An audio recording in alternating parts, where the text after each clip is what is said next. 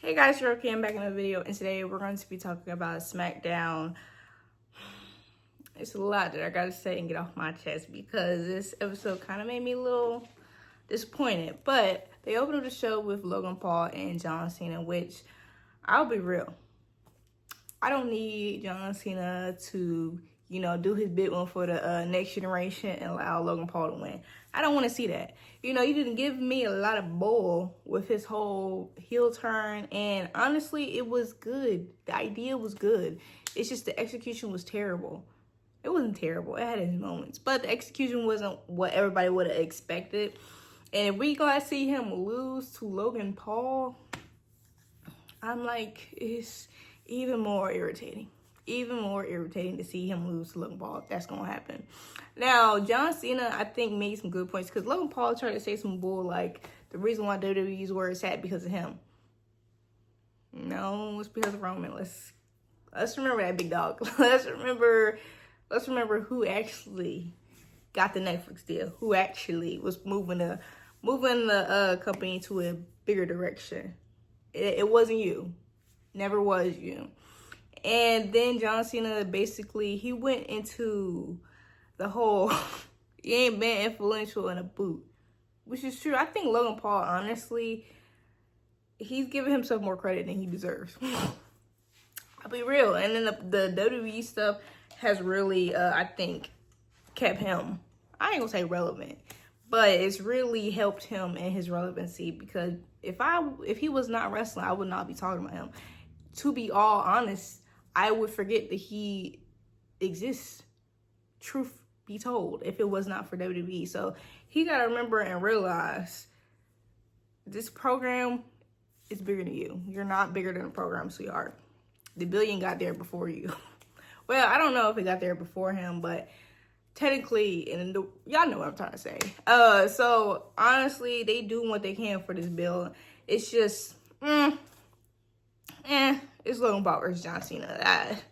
It can't get more interesting than it already kind of is, and that's Alexa Bliss and Charlotte Flair was going out to have a tag team match with Alpha Fire and Chelsea Green, which that would be an interesting pick considering Chelsea and Piper were the tag team. But if they were to get the titles, but before that match happened, they attacked Charlotte Flair. She was out, so it was one-on-one match with Alexa Bliss. So it really was a 3-on-1, and not 3-on-1, a 2-on-1. And Alexa handled that with grace, and she got the dub. Now, she didn't win the night because she got jumped, and Charlotte, with her one leg, tried to come out and save her, and that was not enough. Which, well, who would have guessed? Who would have guessed one leg Charlotte Flair couldn't do it? Everybody named Mama. Now, I really enjoyed the fact that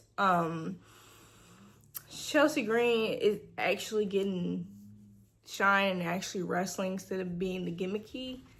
Like, y'all remember the time where her matches would be like few minutes, 3 minutes, 5 minutes, and it'd be done, like, and not actually have too much substance to it. Now it's not that at all. But that don't mean I want you anywhere near a title again. Like, we've paid our dues. We've seen enough.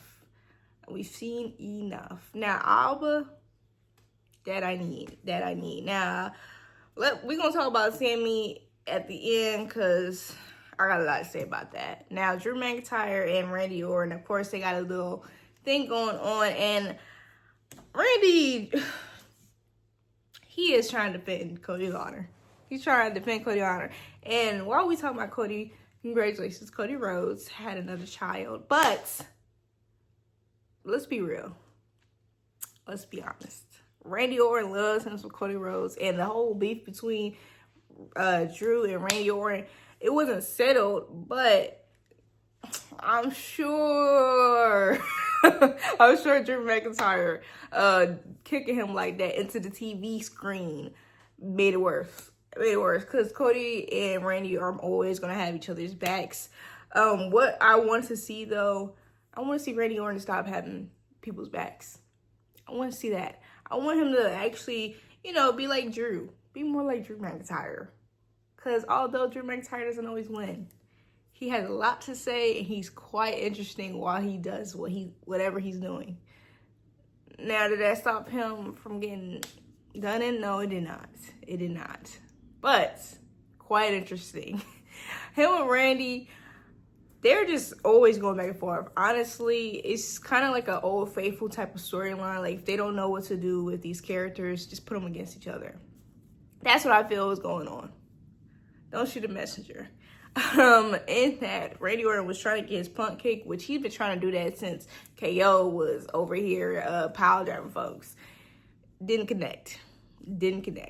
Like, when is it going to connect? When will we see that connect? Like, stop playing. Stop. What are we doing here? Because it's not going to hit. If y'all play games like this, it's not going to hit no more. It's not going to hit to where it needs to hit. Like, actually, let him be the man he used to be. Let him get some of that ruthlessness. Okay? I want to see more ruthlessness in these streets. Like, nobody got that bite anymore. Nobody has that bite anymore. I'm sorry. Drew McIntyre tries his best. He tries his hardest. But sometimes it just fails because they don't follow through with Drew McIntyre. That's their issue, is to follow through with Drew McIntyre. When they don't do that, his credibility kind of lessens. And then he gets his dub against folks that kind of don't. Where it don't matter. It doesn't matter as much. It doesn't mean much. And that's just, it's what I feel. It's what I feel. It seemed like in the back, Bo tried to go around to the Street Profits and the Miz. Now, I like him actually moving from the mask and actually interacting with these folks because it just makes it a bit more interesting. It makes them seem less of a... They actually seem like characters when they do stuff like that. One of the reasons why I don't care for the Wyatt Six and being tag team champions is because they're not real. They don't feel like real characters, like real players. Instead, they just seem like, okay, this is the speed bump that we're gonna put in the middle, and they're just there.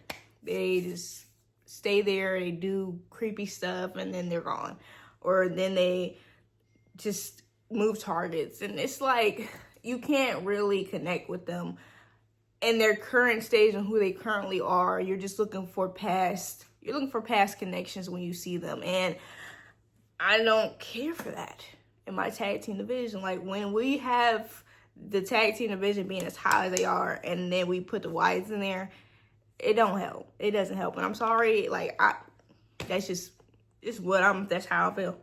Now, the Miz and Melo, the Miz be gaslighting Melo, but they really do work well together. I enjoyed that tag team match between them and the Street Profits, and because it just was good. It felt good. Miz and Melo really do have chemistry. You can tell they work very well with one another when they don't care about the spotlight, which 100% Miz capitalized on Melo. That's just who he is. That's just what we got going on. I enjoyed France. They was respecting Melo. They was cheering Melo. Like, the U.S. crowds need to take a page out of France's book and knowing ball. That's how I know they know ball right there. That's how I know it. And although the Miz, they didn't win, Street Profits won, which they needed to win because they need them to have those titles back. But I will say this. During that tag team match, I I told y'all a while ago that Montez and Melo would have a banger of a match. They would have a banger of a match. And just seeing them have their moment in that small second moment was like, there is a match that needs to happen between these two men. Like, I'm telling you now. I'm putting my stocks in now. I believe they have a PLE level of a match that is within them, and I need to see it. Now, I feel like that's not saying much because a lot of PLE matches, let me stop playing. It's a PLE level match, okay? Like a real good one. Not because you bored, you need to fill some spots and fill some time, and I mean actually storyline, all that good stuff, because they good. They are good. Like, when you see, I know y'all know what I need. Jade Cargill is the #1 contender for the WWE Women's Championship, and Tiffany Stratton, is welcoming that challenge. Now, I don't care how it happens. I don't care. What I need is Jade Cargill to win that title, because if she don't win that title, she's all talk. She's literally all talk, because Tiffany Stratton, to me, Tiffany Stratton is not that, like, she's just holding that title. She's keeping that title warm. Currently, how they've been building her up, I don't care who beats her. It could have been Nikki Cross who beats her. That's where it is. That's where I feel. That's literally where I feel. Because why are we playing these games? Why are we playing these games? Like, Jade Cargill was Queen of the Ring for what? For what? Playing games. Michin had a match between Kiana James, lasted about like 2 minutes. Like, one of the quickest matches we've seen in a while. But I will say this, Julia showing some of that madness. And that was not a match for Kiana. It was just for us to remember and realize Kiana could get in the ring. That was a match to show who Julia was, who Julia is, and reminding the crowd again. Now, did she kind of look like she came out of BFAB's closet? Just a tad bit. But I'm intrigued in the match that Michin and Julia can have. Like those two can have a very dangerous type of match. A really gnarly match if they really wanted them to. So I'm seated for that. The main event. This is the match where, quite good. Heck of a match. Like, I know you guys don't. I know a lot of WWE fans, a lot of wrestling fans, they feel as if Solo is not a great wrestler. I think he is. He's not the same type of wrestler as Sami Zayn. So there's that. I'm never going to belittle Sami Zayn's skill in the ring.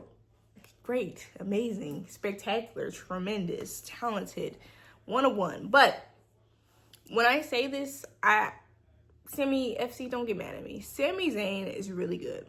Sami Zayn is quite good. We all know this. But he's not an underdog. Stop pushing the underdog narrative. He is not an underdog. If we keep pushing this underdog narrative, and then, like, as somebody I follow on TikTok brought it up, Sami Zayn didn't want to come to SmackDown. Sami Zayn was fighting against coming to SmackDown. He didn't want to come to SmackDown, but now you hear at SmackDown, and what? You want to win a title, the title that you ain't never held before. Oh my gosh. Like, you should have just took the opportunity to come to SmackDown when there was a world championship on the line. But now we playing games, and we take a position that Jimmy Uso should be in. Okay, now banger match. Good, great match. I liked it. I enjoyed it. You know, that you had that little, you know, the regular stuff that goes on, and then Fam was there to help. Like, I liked it. I enjoyed it. But Solo had a great championship run. Kudos to him, because a lot of people was praying on his downfall, but it was entertaining.